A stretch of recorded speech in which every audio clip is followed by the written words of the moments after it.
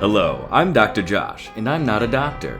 Now the patient's on the slab and my scalpel's getting lonely. Let's operate, shall we? First and foremost, welcome to my lab. Do have a look around. Don't touch that. Don't touch anything, actually. Today, I'm going to attempt an experiment. I've taken 3 live-action films, 2 with muted drab visuals, and 1 with somewhat stylized visuals. The original Child's Play, Die Hard, and Total Recall. I'm gonna make these 3 movies look like 3 famous paintings. The Nightmare by Henry Fuseli, The Kiss by Gustav Klimt, and Starry Night by Vincent van Gogh. In case you were curious, no, my pronunciation is not correct on any level.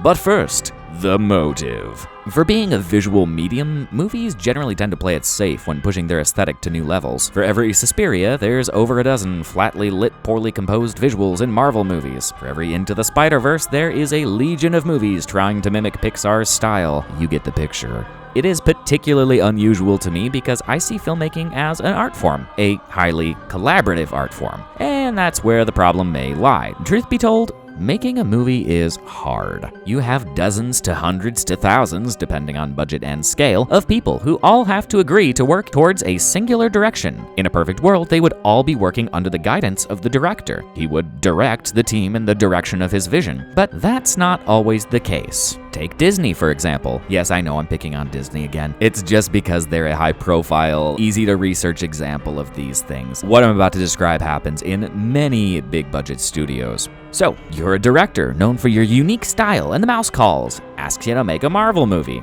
That sounds fun, right? But wait.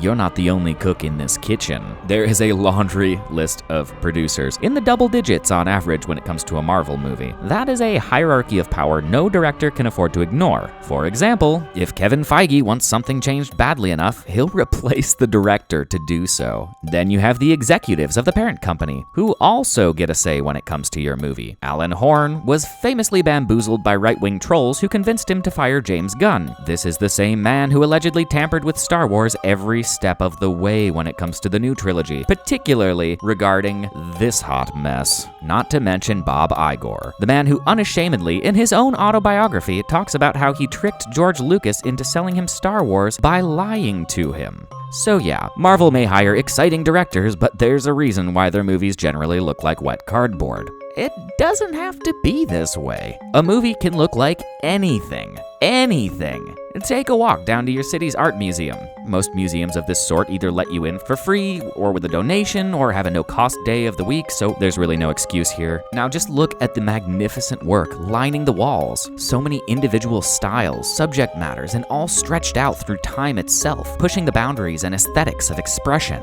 But film? The bigger the budget, the more likely it is to just play it safe. This brings us back to my little experiment. I repainted keyframes from each clip using a digital pen and tablet using the software Photoshop.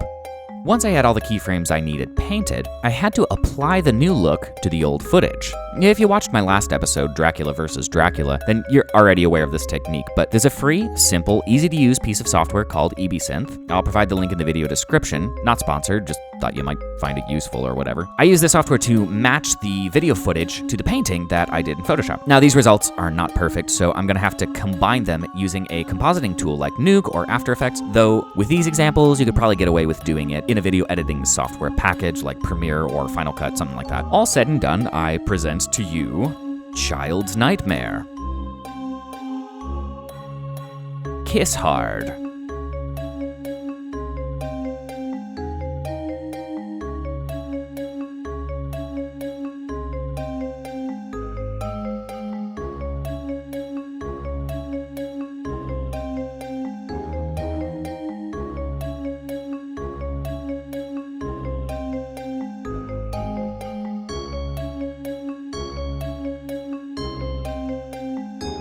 And Starry Recall.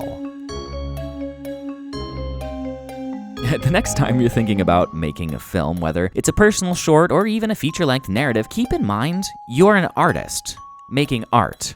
If you're watching my channel, there's a chance you're probably not high up on the totem pole wherever you work, or you may be completely independent, which has the benefit of extreme control over that which you are making. Yes, character and story come first, always, but please remember this: a mediocre story can be saved by transportive, unique, and creative visuals. Now, a great story is going to be elevated even further by such things, so you have nothing to lose by being creative. Ever. You control 100% of the frame.